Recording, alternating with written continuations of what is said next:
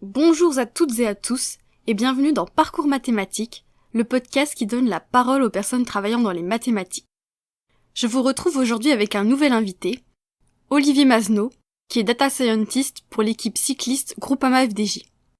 Je voulais dans cet épisode aborder le sujet de la reconversion, et mon invité était la personne parfaite au vu du nombre de métiers différents qu'il a exercés. Son parcours est, comme vous pourrez l'entendre, assez atypique, et nous montre qu'il n'est pas toujours facile de trouver sa voie. La seule chose qu'il a toujours su est qu'il aimait faire des maths, et c'est ce qui l'a guidé dans ses réflexions pour trouver ce qu'il voulait faire dans la vie.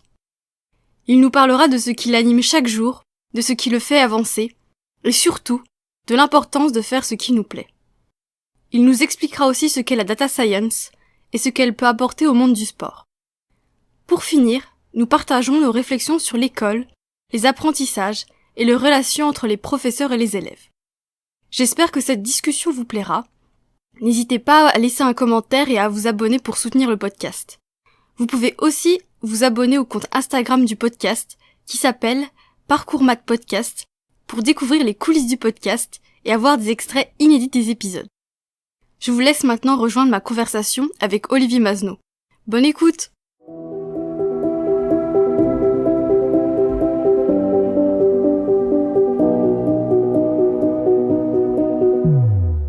Bonjour Monsieur Mazneau et bienvenue sur le podcast. Pour commencer, je vais vous demander de vous présenter de la manière dont vous le souhaitez. Alors bonjour Lorraine, je m'appelle Olivier Mazneau, j'ai 33 ans. Je suis data scientist et professeur de maths et je travaille pour l'équipe cycliste Groupama FDJ, donc qui est une équipe de cyclisme professionnel.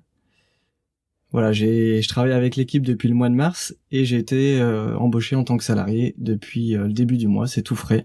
D'accord, et pour rentrer un petit peu plus dans le vif du sujet, est-ce que vous pouvez nous préciser un petit peu plus votre parcours ? Alors j'ai un parcours assez classique d'études de maths. En fait, j'ai fait la fac de maths, d'abord ma licence de maths à Lyon, à l'université Lyon 1, et mon master de maths à Besançon.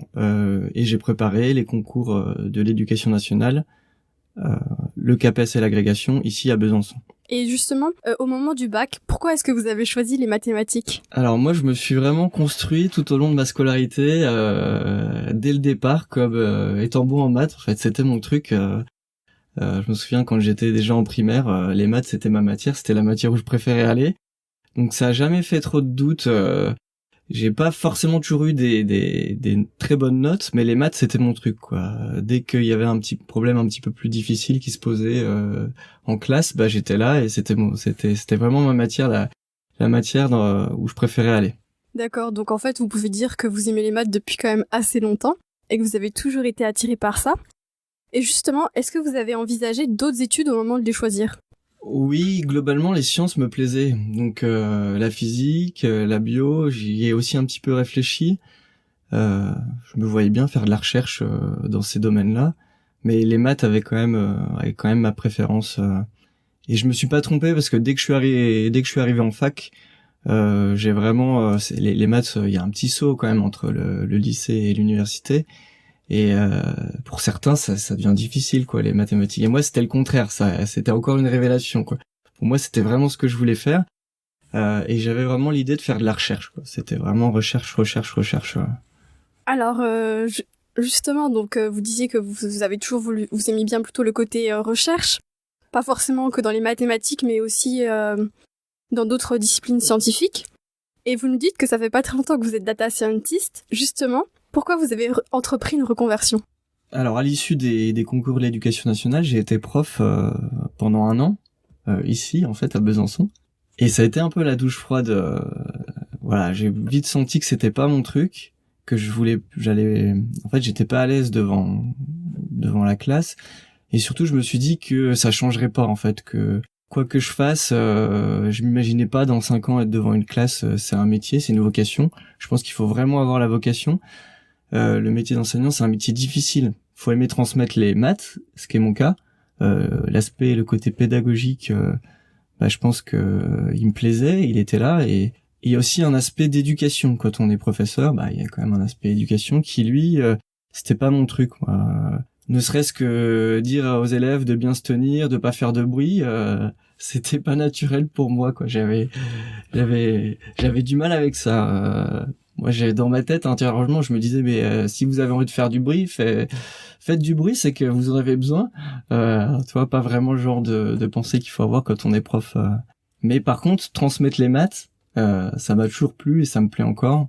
Et c'est pour ça qu'en fait, après avoir donc fait cette année en tant que prof de maths, j'ai complètement changé. Bon, je voulais plus entendre parler de maths.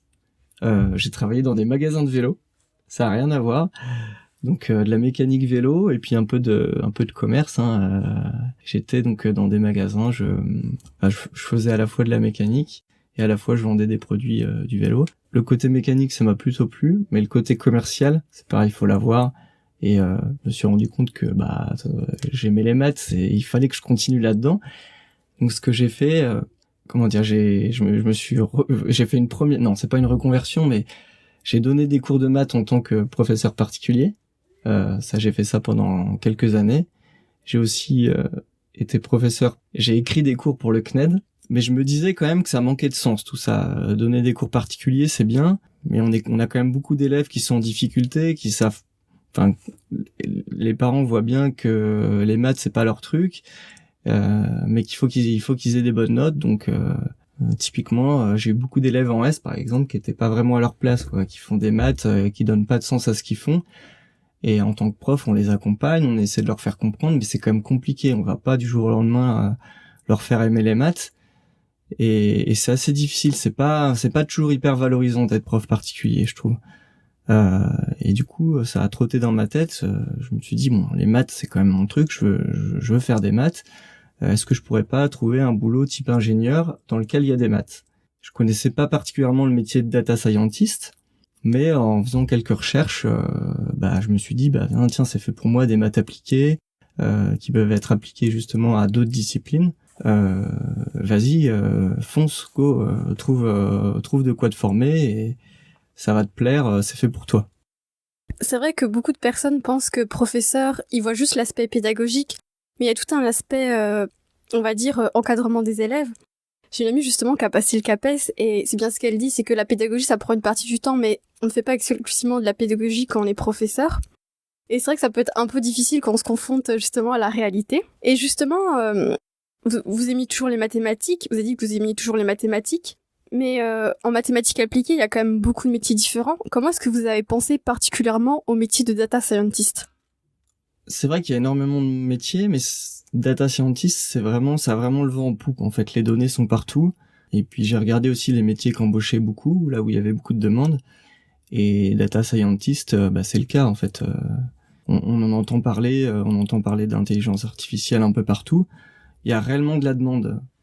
Et c'est aussi ce qui a motivé mon choix.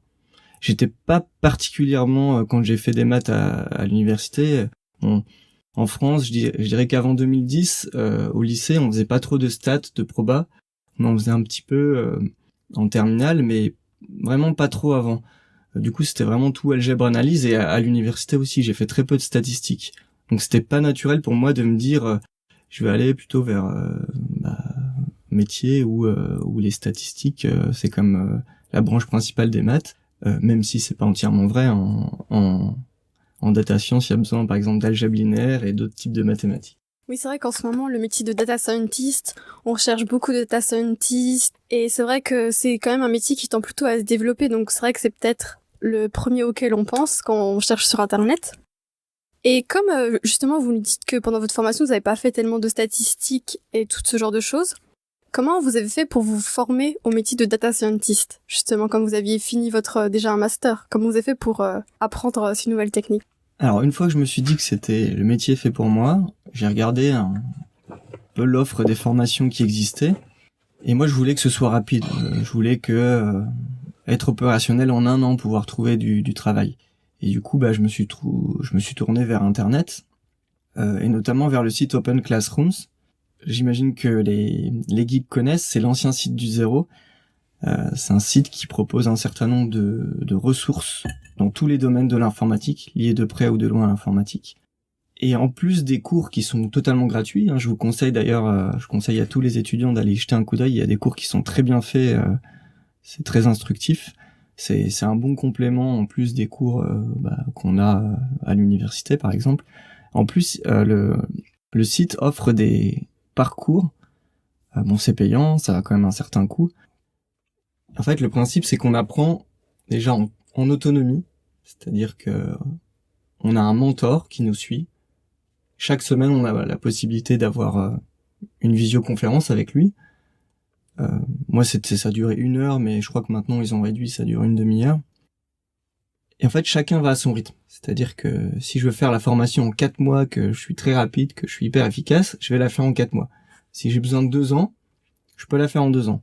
Bon, après, on paye au mois. Alors moi, c'était 500 € par mois. Donc ça peut être un peu long, vaut mieux faire ça rapidement pour des questions financières. Moi, j'étais parti sur 6 mois et ma formation a duré 8 mois. Donc bon, j'ai quand même déboursé 4000 €. Mais les formations en data science sont quand même plutôt chères. Donc c'est plutôt dans ce qui se fait de moins cher. Et en plus, c'est professionnalisant. Au bout, il y a un diplôme. Et la formation est très concrète. C'est-à-dire c'est une succession de projets avec à la fois des cours théoriques, les cours qui sont offerts par la plateforme, et du concret, c'est-à-dire qu'on a des projets, on a des documents à rendre. Donc ça peut aller d'un notebook, de la programmation, à des rapports, des mémoires, tout un tas de documents à rendre.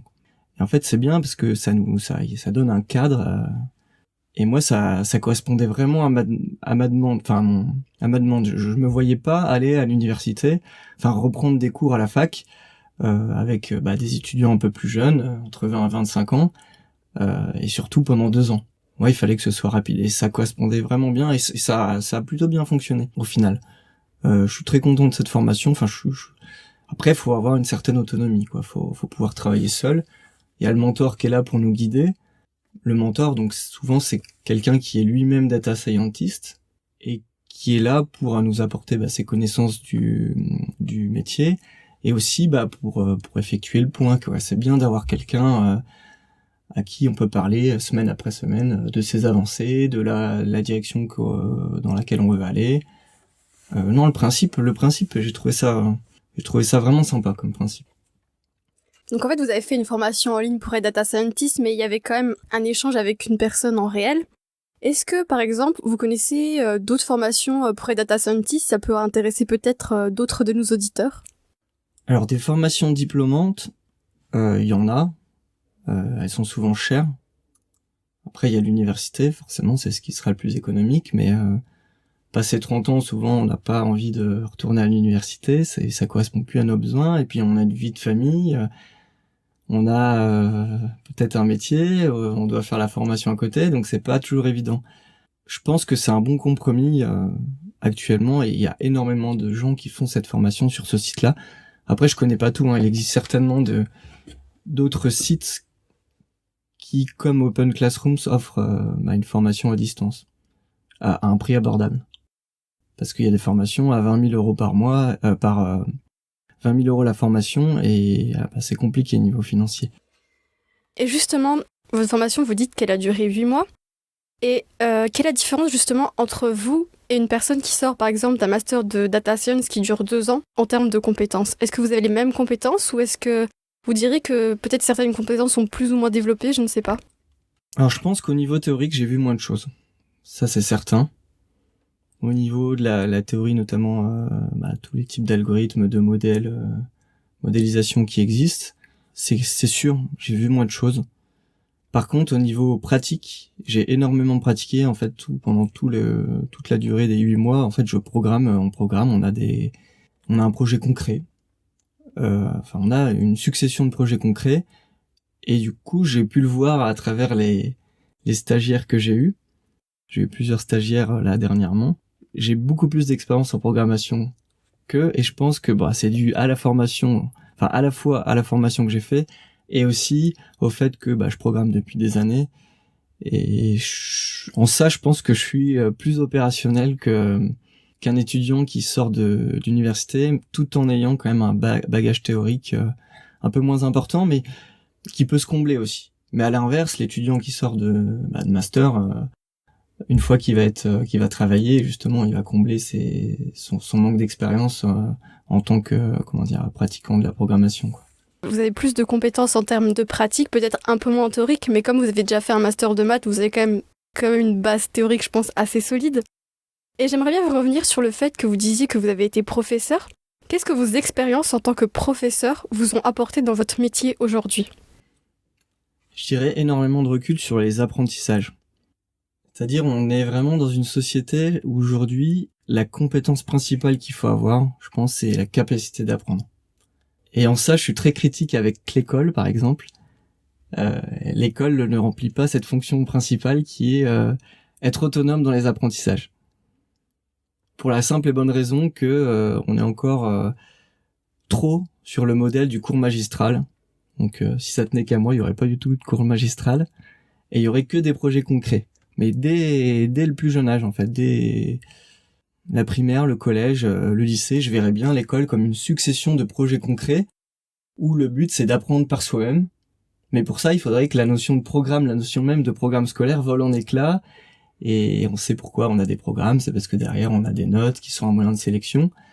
Mais voilà, j'ai un peu cet idéal d'école où on fait du concret, c'est des projets, on travaille sur des projets avec des disciplines, sur différentes disciplines qui peuvent se croiser. Donc vous mettez surtout en évidence cette notion de peut-être faire un peu plus de pratique et de mettre en pratique justement ce qu'on apprend à l'école. Et j'aimerais bien revenir aussi un petit peu plus sur le fait que vous étiez reconverti. Comment entreprendre une reconversion dans les mathématiques ? Peut-être que vous y avez déjà un petit peu répondu, je ne sais pas si vous voulez ajouter quelque chose. La solution la plus simple, c'est de retourner à la fac. Mais comme je l'ai dit, quand on a 30 ans, quand on a 30 ans passés, c'est un peu compliqué. Après, on peut se former tout seul. Ça rejoint ce que je disais sur la capacité à apprendre tout seul. Je pense qu'on peut très bien, si on est motivé, se former tout seul. Et mettons une personne qui est très très motivée pour apprendre la data, qui a des compétences en maths, en programmation, elle se forme tout seul, il y a suffisamment de ressources, et au culot, elle peut aller dire, regardez les projets que j'ai faits, j'ai peut-être pas de diplôme de data scientist, mais je suis très bien capable de postuler pour ce genre de métier. Je pense que quelqu'un de très motivé, et surtout quelqu'un qui montre les projets qu'il a fait en data, il est capable de trouver un boulot aujourd'hui. Justement, je vais vous proposer un cas concret. Si vous rencontriez quelqu'un qui souhaite se reconvertir, qu'est-ce que vous lui diriez ? Premièrement, quels sont ses centres d'intérêt ? Moi, ma vision du travail, c'est que il faut faire un travail qui nous plaît. C'est-à-dire, il y a trop de gens dans notre société qui font des travaux, qui travaillent et ça leur plaît pas. Par exemple, typiquement le métier de professeur, on a tous eu des professeurs qu'on a jugés nuls. On en a eu beaucoup. Et en général, je pense que certains étaient pas bien dans leur boulot, avaient envie de changer, mais pour des questions financières, des questions de confort, ils osent pas franchir le pas. Donc il faut trouver vraiment le travail qui nous convient, ce qui nous plaît, et vraiment, je pense que le travail, on y passe toute sa vie, il faut que ça nous plaise. Enfin, moi, je concevais pas un travail pour travailler. Certes, c'est un moyen de gagner sa vie, mais si ça nous plaît, c'est bien mieux, et je pense qu'il faut que ce soit une nécessité. En tout cas, moi, j'en ai fait une nécessité dans ma vie. Il fallait que mon travail me plaise, quitte à changer plusieurs fois. Et je peux aussi donner ce conseil de pas hésiter à changer. C'est pas grave, faut partir la tête haute d'un travail, essayer autre chose. Après, je sais que des fois, pour des raisons financières, quand on a une vie de famille, quand on a une bonne situation, même si notre travail nous plaît pas, c'est compliqué de changer. C'est vrai que beaucoup de personnes n'osent pas se reconvertir parce que justement, leur situation est justement confortée à la fois financièrement et aussi de manière pratique des fois. Et c'est justement ce qui les pousse à rester dans leur travail parce qu'elles se disent que si elles changent justement, elles prennent des risques et des fois elles ont peur justement que ça échoue ou que ça ne leur plaise pas tant que ça et qu'au final elles auront tout perdu, qu'elles ne pourront pas revenir en arrière. Alors j'aimerais maintenant parler un petit peu plus de mathématiques. Pour commencer, j'aimerais que vous nous définissiez ce qu'est la data science. Alors la data science, je dirais que c'est toutes les techniques et tous les outils qui permettent de traiter les données.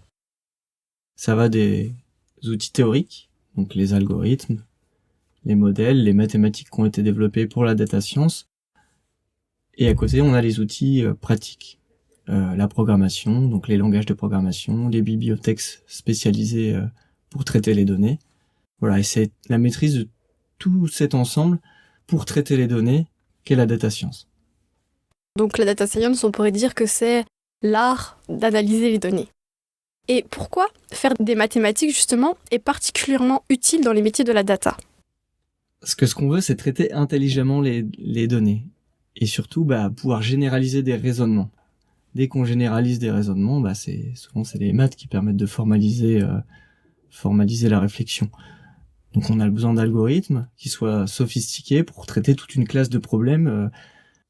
Ça peut paraître... On traite des problèmes très différents quand on les énonce avec les mêmes algorithmes. Et c'est ça, formaliser, généraliser. Et il y a que les maths qui peuvent faire ça. Il faudrait que je donne un exemple.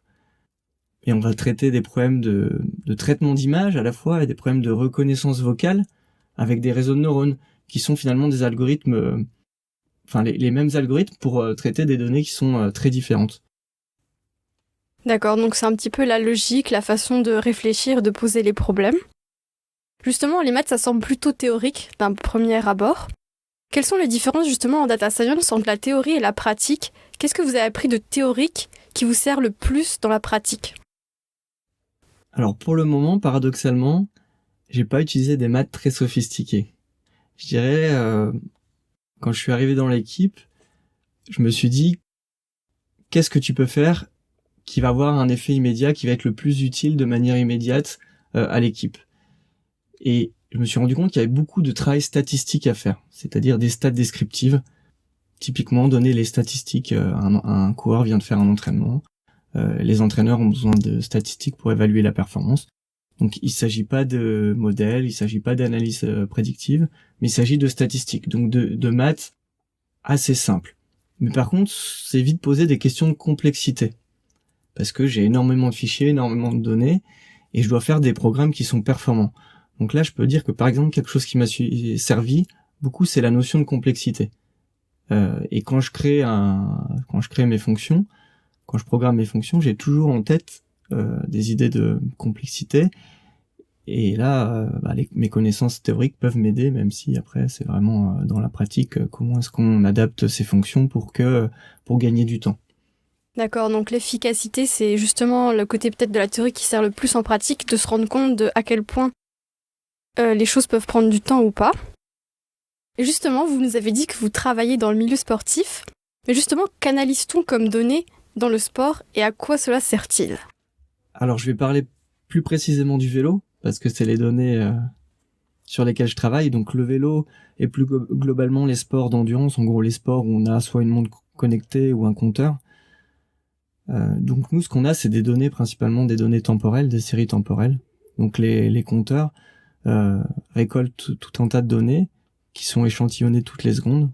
Donc en gros, toutes les secondes, un compteur enregistre. Alors nous, c'est à peu près une quinzaine de données différentes, une quinzaine de variables. Donc ça va des coordonnées GPS et toutes les variables qui en découlent. Donc la distance, la vitesse, l'altitude aussi. La variable la plus importante pour nous, c'est la puissance. C'est-à-dire que chaque coureur a un capteur de puissance au niveau du pédalier. C'est un capteur qui mesure les contraintes mécaniques et qui donne toutes les secondes une valeur de puissance en watts. Il y a aussi la fréquence cardiaque, la cadence de pédalage, le nombre de tours de pédale par minute. Et mon objectif, mon travail, c'est d'analyser ces données. D'accord. Vous dites que les données de puissance, c'est les plus importantes pour le cyclisme. Est-ce que vous pouvez nous expliquer pourquoi, justement, on utilise beaucoup la puissance en cyclisme ? C'est une chance qu'on a, en fait, en vélo, c'est d'avoir ce capteur de puissance qui mesure la performance de manière absolue, en fait. Je sais pas, si on devait prendre la vitesse, c'est pas une mesure absolue de la performance, parce que la vitesse va varier en fonction de la pente, en fonction du vent, en fonction de si on roule en peloton ou si on roule tout seul. Par contre, la puissance, c'est vraiment la puissance que développe le coureur à un instant T, qu'il fasse froid, qu'il fasse chaud, qu'il y ait du vent ou pas, qu'il roule en peloton ou pas. Donc c'est vraiment une chance qu'on a, par exemple, que les coureurs à pied ont pas, d'avoir cette mesure. Et on sait aujourd'hui que les capteurs de puissance sont fiables, donc ça a été vérifié de manière scientifique. Il y a moins de 2% d'erreurs sur les capteurs de puissance. Et donc avec ça, on on a une mesure vraiment fiable du niveau de performance et du niveau d'intensité auquel évoluent les coureurs. Donc la puissance est vraiment une donnée, on va dire, précise. Et selon vous, qu'est-ce que les mathématiques peuvent apporter au monde du sport ? Beaucoup de choses. Aujourd'hui, le sport c'est vraiment professionnalisé. Et du coup, la performance va se jouer vraiment sur des détails. Et qui dit détail dit besoin d'une approche scientifique, donc aussi bien au niveau du matériel qu'au niveau de l'entraînement. Et c'est là où les maths rentrent en jeu. C'est-à-dire que les maths peuvent apporter des valeurs chiffrées du rendement d'un entraînement, enfin du niveau de performance sur un entraînement, en compétition. Et du coup, ça aide à améliorer le suivi. On sait précisément à quel niveau évoluent nos coureurs grâce à ce capteur de puissance. On est capable de dire, aujourd'hui, mon coureur, il a battu son record de puissance sur 1 minute, et ça veut dire qu'il est à son meilleur niveau, en tout cas sur cette durée-là. D'accord, donc les mathématiques apportent justement peut-être de quantifier un petit peu certaines données du sport qui pouvaient être jusque-là un petit peu floues. Et au-delà du sport, à quels autres domaines peuvent s'appliquer la data science ? Tous les domaines. Tous les domaines, parce qu'aujourd'hui, dès qu'on peut récolter des données, on peut faire du traitement de données. Et je pense que on est à même de récolter des données dans tous les domaines aujourd'hui. Simplement parce que, par exemple, une photographie, une vidéo, c'est de la donnée qu'on peut traiter. Et tout peut se photographier, on peut faire du traitement de données vraiment dans tous les domaines.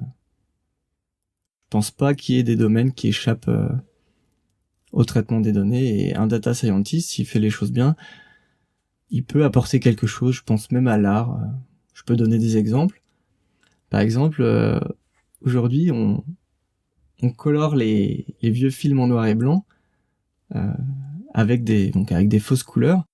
Mais ça, derrière, c'est des techniques d'intelligence artificielle qui font ça automatiquement. Et ça, c'est du traitement de données. Enfin, c'est de l'intelligence artificielle. Derrière, il y a des réseaux de neurones. Voilà, c'est un exemple parmi d'autres, mais je pourrais, pour chaque domaine, si je me renseigne bien, trouver des exemples où la data science peut avoir un impact. C'est vrai qu'aujourd'hui, la data science, elle s'applique à beaucoup de domaines parce que on collecte les données dans vraiment, on peut dire, quasiment tous les domaines. Et justement, on a beaucoup de données à traiter, mais des domaines très variés. Mais justement, selon vous, quel est le futur de la data science ? Alors, c'est compliqué de prévoir quel va être le futur. Souvent, la posture, d'humilité, c'est de mettre un point d'interrogation, de laisser un point d'interrogation et de dire, on sait que ça va révolutionner, que ça révolutionne déjà notre monde, mais dans quelle direction ça va aller ? J'imagine que toutes les entreprises ont intérêt à avoir des data scientists aujourd'hui, parce que un data scientist, s'il fait bien son travail, il peut amener de l'automatisation. Donc n'importe quelle entreprise qui a besoin d'augmenter ses performances, d'automatiser les processus, elle peut progresser en embauchant des data scientists. Donc en fait, il y en a besoin à peu près partout. Ok, donc pour vous, dans le futur, il y aura des data scientists dans toutes les entreprises. Et justement, on parle beaucoup de problèmes justement de protection de toutes ces données qu'on a et qu'on récolte. Quels problèmes éthiques peuvent poser la data science ? C'est un vaste sujet, énormément de problèmes. Déjà, si je prends les données du vélo, moi j'ai accès aux données de géolocalisation de nos coureurs, et comme les coureurs s'entraînent quasiment tous les jours, en fait, je sais chaque jour, à chaque fois qu'ils s'entraînent, où est-ce qu'ils se trouvent. Au niveau de la vie privée, il y a mieux, quoi. C'est-à-dire que je peux savoir que tel coureur, tel jour, il est là. Et imaginons qu'un de nos coureurs soit impliqué dans une affaire de justice.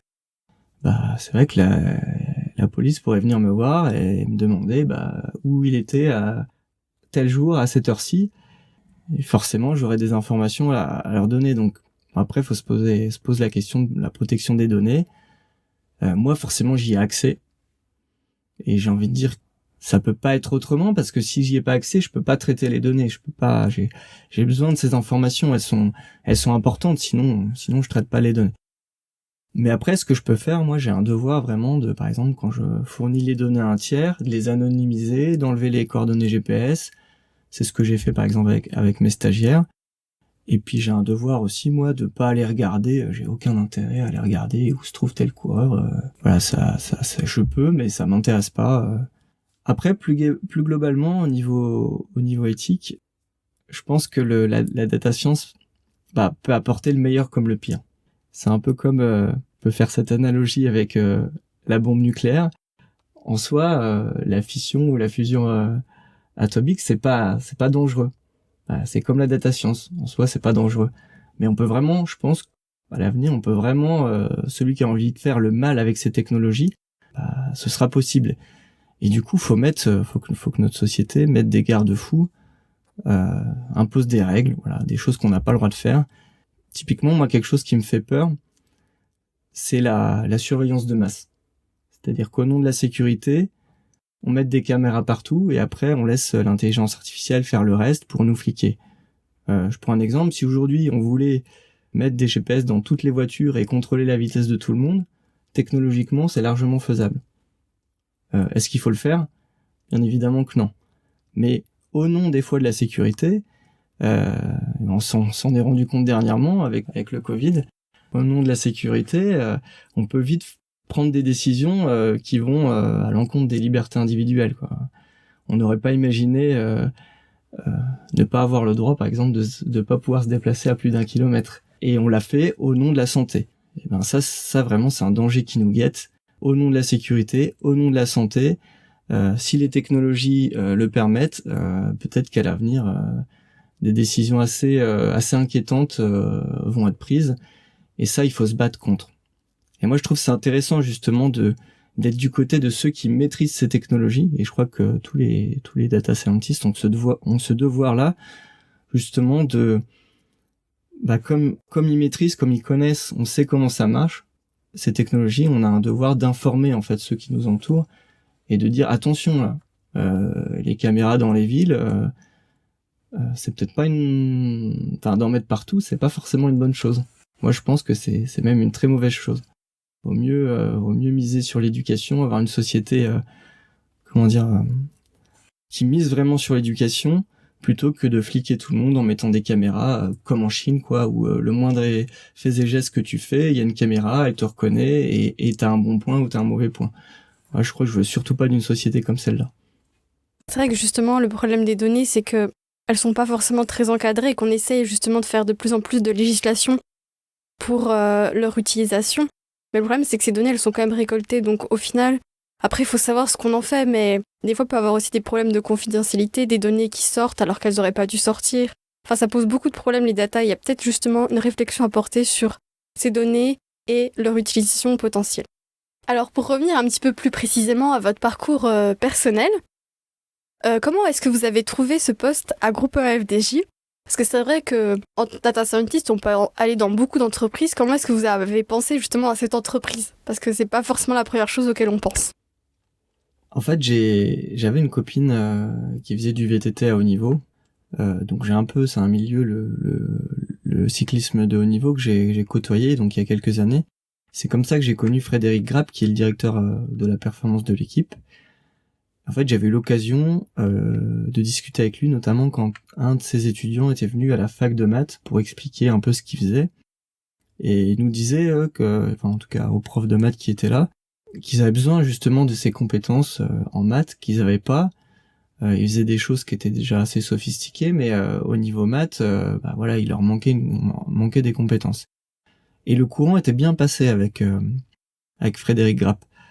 Et il se souvenait de moi. Donc moi, quand j'ai cherché du boulot, je lui envoyais un mail comme ça en me disant allez, ça coûte rien, fais marcher tes contacts, dis-lui que t'as fait une formation en data science et demande-lui s'il a pas un boulot à proposer, quoi. S'il cherche pas quelqu'un pour traiter les données. Et j'ai eu de la chance parce que effectivement, ça faisait 1 an qu'il réfléchissait à prendre quelqu'un. Et en plus, ce qu'il faut savoir, c'est que c'est un métier qui avoir une place comme ça dans une équipe professionnelle de cyclisme, ça donne envie à beaucoup de gens. Donc lui, il reçoit toutes les semaines des gens, des ingénieurs, des data scientists, ou d'autres, qui lui demandent si ils ont pas du boulot. Et moi, le fait qu'il me connaissait, le fait qu'on ait discuté et que ça passait bien entre nous, je pense que ça a joué. Il devait avoir un bon souvenir, un bon feeling. Et aussi, lui, il est prof. Il est professeur à la fac. Donc je pense que le fait que je sois prof, il le savait, ça a compté. Puis après, il y a un peu de chance d'arriver au bon moment et c'est un feeling, quoi. D'accord, donc c'est vrai que c'est pas la première chose auquel on pense, mais justement, pourquoi vous pensez-vous que vous avez été choisi et pourquoi est-ce que vous avez choisi ce poste en particulier? En fait, j'ai dû montrer mes preuves. J'ai dû montrer quand même ce que je savais faire. J'ai commencé à travailler avec eux au mois de mars. Et c'était une mission de 3 mois, dont le but était un peu de lister tous les besoins en matière de traitement de données. Et le travail que j'ai fait, j'ai notamment fait une application, donc c'était du concret pour traiter les fichiers d'entraînement. Donc je me suis beaucoup investi, j'ai travaillé pas mal pendant cette période, plus que ne spécifier ma mission, mais vraiment dans l'idée derrière d'être embauchable en fait, de montrer, de leur dire je sais faire ça, prenez-moi quoi, choisissez-moi. Effectivement, ça a marché. Les entraîneurs ont beaucoup de travail pour traiter les fichiers d'entraînement. Souvent les coureurs font du travail de fractionné, typiquement par exemple des 30-30-30, ce qu'on appelle des séries de 30-30. Ils répètent 30 secondes vite, 30 secondes lent. Il y a tout un tas de déclinaisons d'entraînement différents, et du coup ça demande un gros traitement au niveau des données pour avoir les statistiques sur l'entraînement. Et les entraîneurs ont besoin de ces données pour évaluer le niveau un peu de performance actuelle de leurs coureurs. Et moi j'ai apporté beaucoup d'automatisation là-dedans. C'est-à-dire que là où avant ils faisaient le découpage avec des logiciels à la main, c'est-à-dire dire là tiens, on passe de 30 secondes lent à 30 secondes vite, hop, je mets un trait de découpage. Moi j'ai créé des algorithmes qui automatisent tout, et ça fait gagner énormément de temps. Là où l'entraîneur il lui fallait 15 minutes avant, c'est fait en 1 minute, enfin c'est fait quasiment instantanément même. Et je pense rien qu'avec par exemple ce petit outil, j'ai montré que je savais faire des choses et que je pouvais être utile, leur faire gagner du temps. Donc vous avez commencé par une mission, vous aviez quelques tâches et les personnes se sont rendues compte que vous étiez vraiment utile à l'équipe et c'est pour ça que je pense qu'elles vous ont gardé.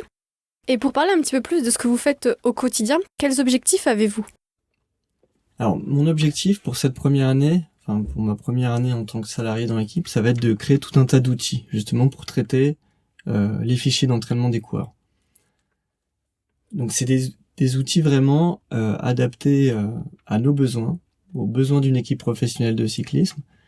Et du coup, c'est des outils qui n'existent pas, parce qu'il existe tout un tas de logiciels qui permettent de traiter les données en cyclisme.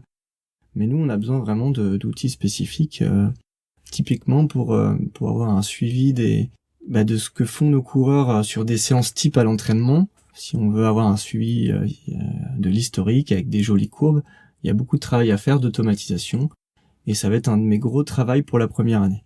Un autre travail, par exemple, ça va être de constituer une base de données médicales pour l'équipe, pour améliorer le suivi. Pour le moment, c'est quelque chose qui n'existe pas. Et puis, dans quelques mois, voire dans 1 an, on va plus être sur de la modélisation. Donc là, je vais commencer, c'est plus un travail de recherche, dont l'objectif, ça va être par exemple, déterminer comment améliorer la performance, donc construire des modèles, essayer de comprendre les pics de forme des coureurs, par exemple. Il y a plein de choses à faire. Et là, c'est plus dans le domaine de la recherche. Et c'est là où ça va être de la data science pure et dure, j'ai envie de dire. Donc en fait, le but c'est d'améliorer peut-être certaines données, de mieux les utiliser. Mais qu'est-ce que votre pratique du sport vous apporte dans votre métier? Enfin, si vous pratiquez le sport. Ah oui, je fais du vélo quotidien et plus globalement tout ce qui est sport d'endurance, c'est-à-dire course à pied et l'hiver du ski de fond, de la montagne, de la randonnée, du ski de randonnée, etc. Je pense que c'est important. C'est-à-dire que c'est indispensable même, je dirais, d'avoir une compréhension des déterminants de la performance. C'est-à-dire que je suis à la fois data scientist, à la fois je suis compétent en maths, en informatique, en programmation, et vraiment aussi, quand on fait de la data, c'est sur un domaine en particulier, il faut être aussi compétent dans cet autre domaine. Donc si on fait de la data science sur des données de médecine, on a intérêt à avoir des connaissances en médecine.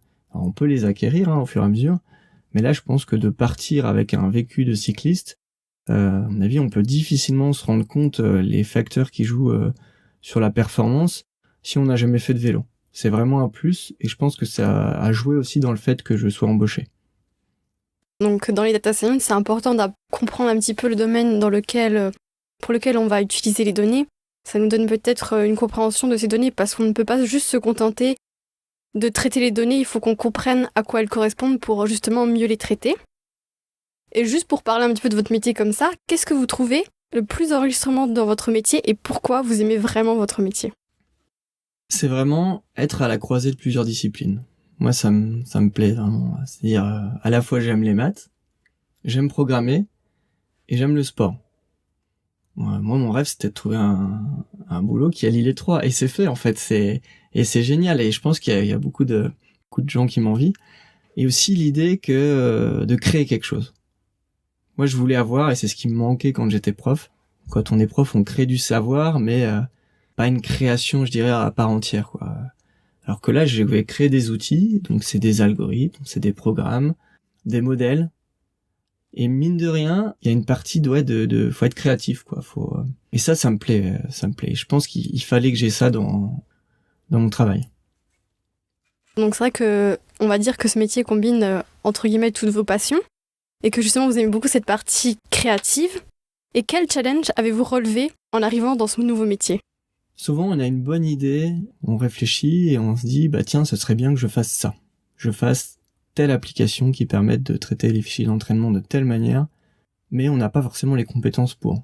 Donc typiquement, moi je voulais créer une application que les entraîneurs puissent utiliser de partout, donc la mettre sur internet, sur un serveur, mais je connaissais rien à tout ça. Et j'ai dû apprendre plein de choses. Et ça rejoint un peu ce que je disais tout à l'heure, il faut avoir cette capacité d'apprendre, et d'apprendre des choses qui sont totalement nouvelles. Et quand on est autonome là-dedans, on peut toujours demander conseil à des amis qui s'y connaissent. Mais moi, j'avais même pas forcément de contacts qui sont habitués à gérer des serveurs web, etc. Donc j'ai tout appris tout seul. Et ça, c'est des challenges, quoi. Par exemple, j'ai dû apprendre un langage, le JavaScript, pour pouvoir créer des programmes qui tournent sur n'importe quel navigateur internet.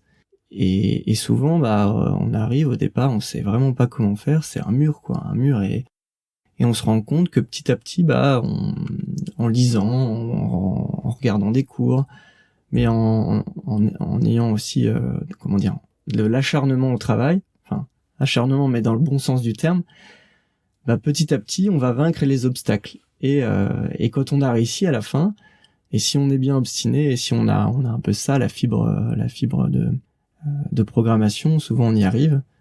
Ça prend du temps mais on y arrive et c'est vraiment c'est à la fin, une fois qu'on a fait l'application qui marche, c'est vraiment une satisfaction. C'est vrai que dans chaque travail, quand on commence un nouveau travail, je pense qu'il faut apprendre de nouvelles choses qui sont justement relatives au domaine dans lequel on va travailler. Et même, je pense que tout au long de notre vie professionnelle, on apprend des nouvelles choses. Surtout, le métier de data scientist, c'est un métier qui est assez récent et qui globalement évolue assez, donc il faut toujours être au courant de ce qu'il y a de nouveau. Et donc juste là, c'est vrai qu'on a présenté donc, du coup plutôt les bons aspects de votre métier. Quels obstacles avez-vous rencontrés et comment avez-vous réussi à les surmonter? Alors je dirais que les principaux obstacles, c'est que des fois ça m'arrive moi de me bloquer. C'est-à-dire par rapport à ma programmation, c'est pas un processus qui est linéaire. C'est-à-dire il y a des jours où on est très bien dans ce qu'on fait, où on a l'impression que ça va très vite, ça fuse dans le cerveau, on a des idées, on les met tout de suite en place, c'est limpide. Et puis il y a d'autres moments où on se bloque complètement. Souvent on imagine que ça arrive qu'à soi, parce que quand on est dans cette situation, on n'en parle pas. On va pas dire aux autres, là tiens, je vais pas dire à mon supérieur, aujourd'hui j'arrivais pas à réfléchir, j'ai rien fait, j'ai pas avancé. Non, on garde ça pour soi. Et souvent, il faut attendre que l'orage passe, se calmer. Voilà, c'est des pertes de confiance passagères aussi. Et ça m'est arrivé pas plus tard qu'hier. Hier matin, j'arrivais pas à réfléchir. Je tournais en rond. On se met on fait un bout de fonction, on n'y arrive pas, on change et ça va pas, quoi, ça va pas. Et dans ce cas-là, moi souvent, le mieux que j'ai à faire, c'est de faire totalement autre chose, d'aller faire un coup de sport, m'y remettre le soir. Et c'est sûr que c'est une journée où on n'a pas avancé. Mais voilà, faut apprendre à gérer ce genre de situation et ça c'est des obstacles. Et d'ailleurs dans ma formation, j'ai eu une période comme ça qui a duré 1 mois, quoi, dans laquelle j'arrivais plus à travailler, j'avais l'impression d'être plus être intelligent même, j'arrivais plus à réfléchir. Et en fait, faut savoir que ça passe, quoi, ce genre de situation. Je pense que ça arrive à tout le monde. Et faut avoir des stratégies, faut mettre en place des stratégies. Mais c'est une fois qu'on a surmonté ces obstacles, on est content et ça nous donne une expérience pour la suite aussi. Je voulais peut-être juste insister sur, dans notre société, on est dans une société de l'immédiateté, justement. On veut tout de suite. On veut que ça marche, alors que souvent les processus de création, ils sont longs, justement.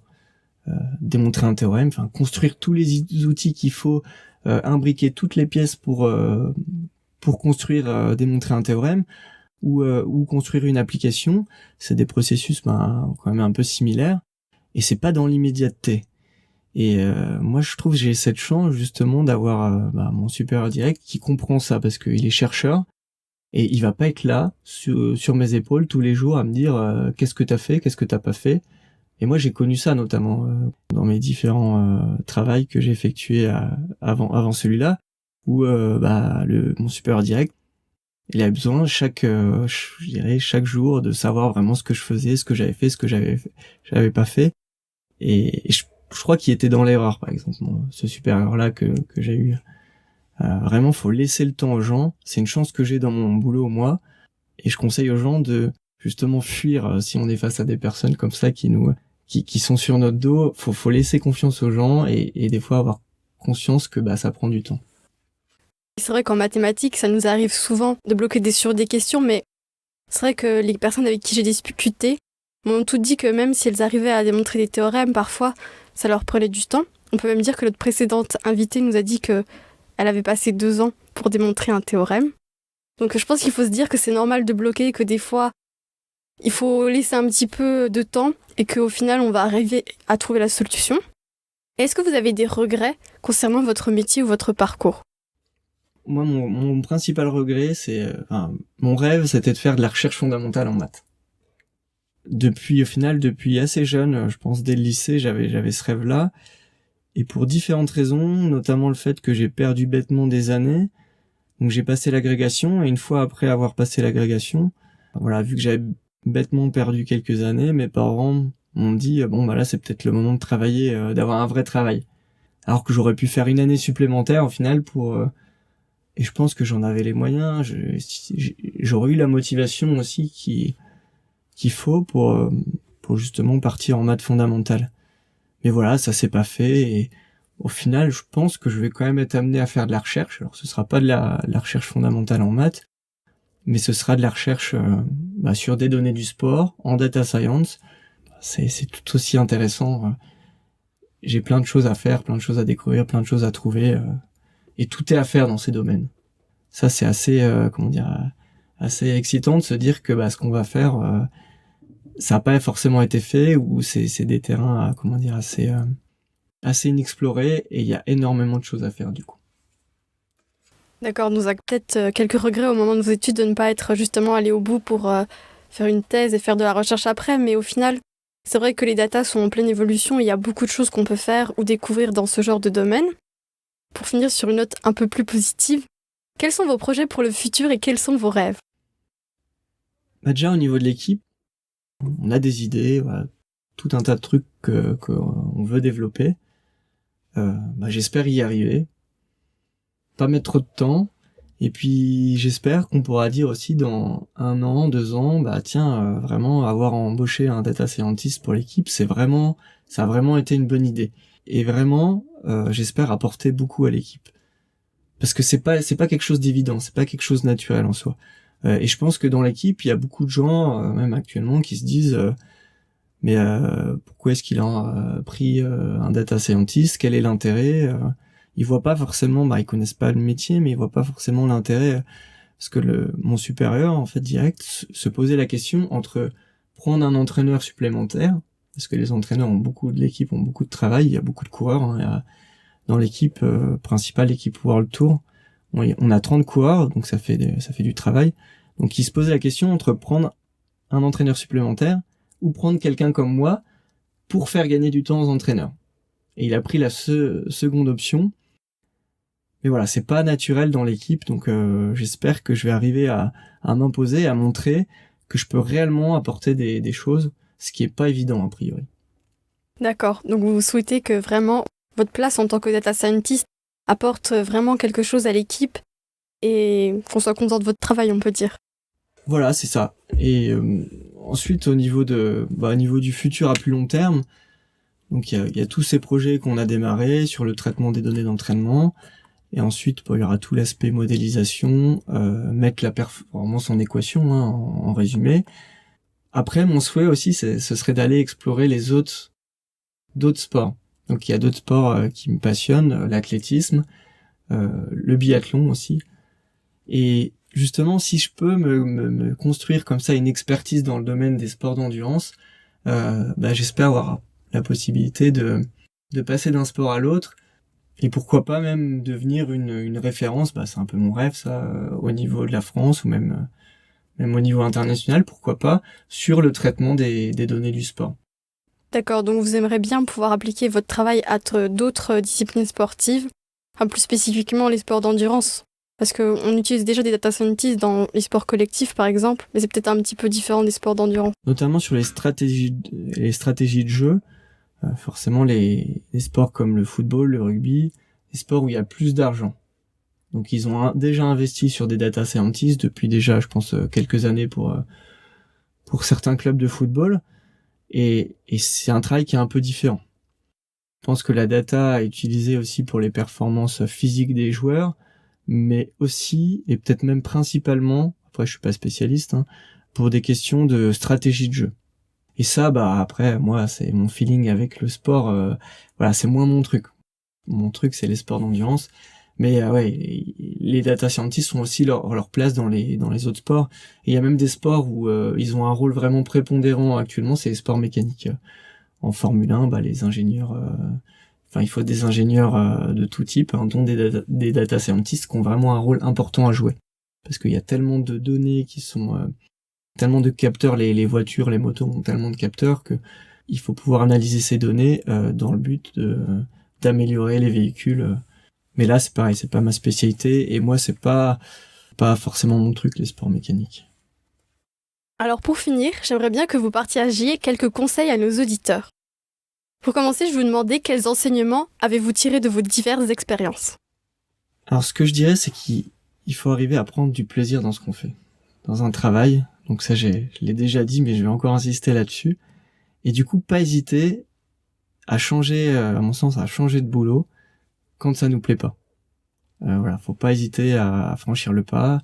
Il faut tester plusieurs travails. Faut aller de l'avant. Et c'est pas une mauvaise chose que dire non, ça me plaît pas, je veux changer. Justement, en France, souvent on dit les gens ils profitent du chômage. Et je crois que c'est une bonne chose. C'est une bonne chose de profiter, si on a l'occasion de profiter du chômage, mais de manière utile, pour se former, pour trouver une autre voie, il faut le faire. Voilà. Le conseil que j'ai à donner, c'est de pas hésiter à changer. Est-ce que vous avez un conseil à donner, par exemple, pour justement trouver cette voie ? Il faut être, je dirais, dans l'action, c'est-à-dire que faut pas être passif. Dès qu'on est étudiant, il faut s'intéresser aux choses. On est étudiant en maths. C'est sûr que si on se contente de suivre ses cours de maths, déjà on va suivre sans regarder plus loin que le bout de son nez, le bout de ses cours. Je pense qu'on va avoir du mal à trouver du plaisir, à donner du sens à ce qu'on fait. Alors que si on s'intéresse vraiment à quels sont les métiers des maths, est-ce que ça peut correspondre, est-ce que ça peut nous correspondre, est-ce qu'on se voit faire ce métier, mais du coup faut être dans l'action, se renseigner, pas dans la passivité. Et ensuite typiquement moi le problème par exemple par rapport au fait que j'ai fait prof mais que ça me plaisait pas, c'est que j'ai pas fait de stage quand j'étais en lycée.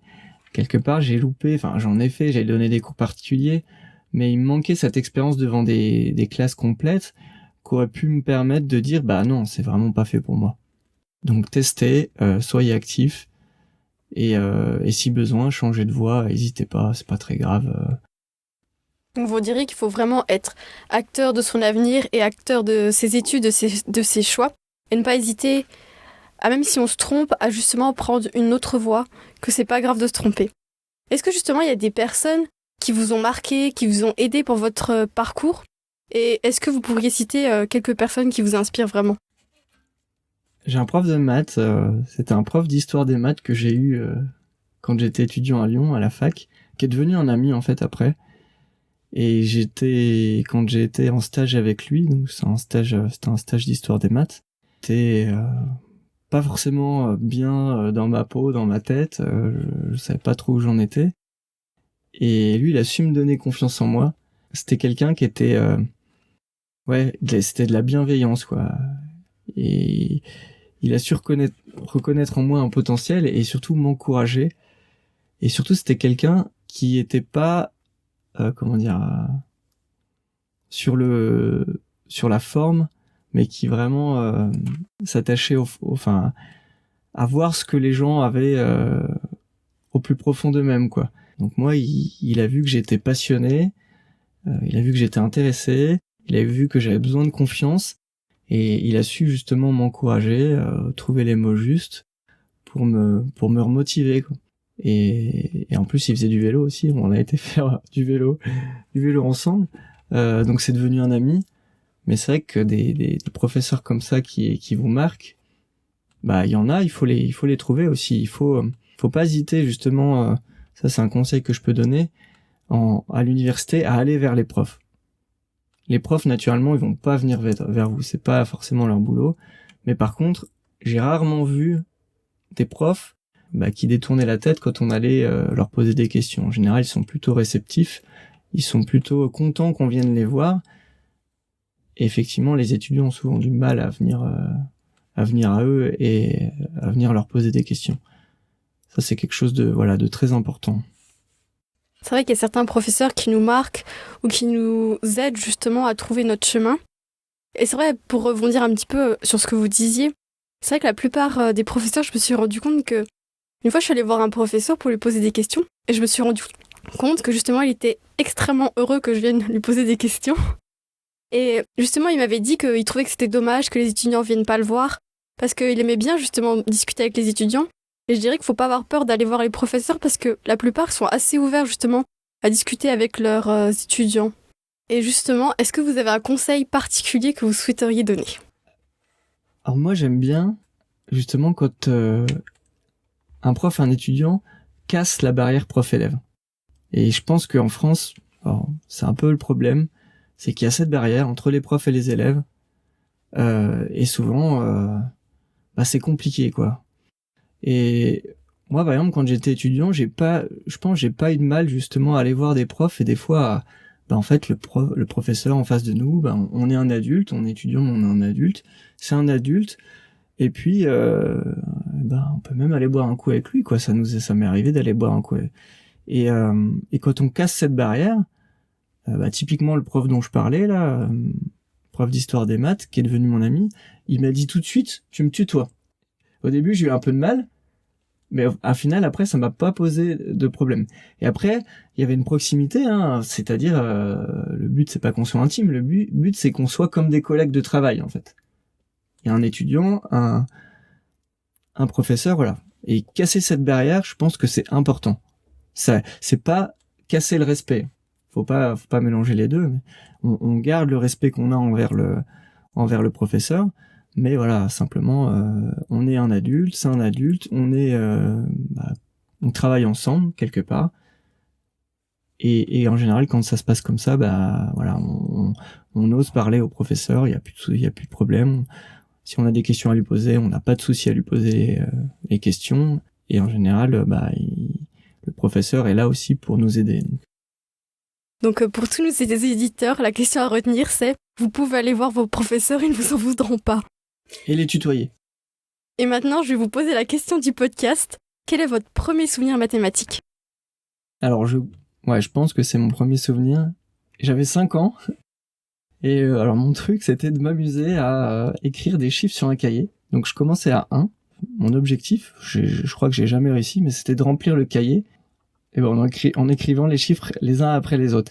Et je me souviens encore du plaisir que ça me procurait. Donc, le petit enfant qui se disait... Ah ouais, je vais écrire tous ces chiffres en partant de 1, en allant le plus loin possible. Et j'avais cette fascination, quoi. C'est vraiment que je devais être fait pour faire des maths, je pense. Merci beaucoup, Monsieur Masno, pour cette interview. Merci à vous, Lorraine. Merci beaucoup d'avoir écouté ce podcast jusqu'à la fin. J'espère que cette conversation avec Olivier Masneau vous aura plu autant que moi. N'hésitez pas à laisser un commentaire et à vous abonner pour soutenir le podcast, cela fait toute la différence. Cet épisode est fini, mais d'autres épisodes sont prévus pour très bientôt. À très vite sur Parcours Mathématique.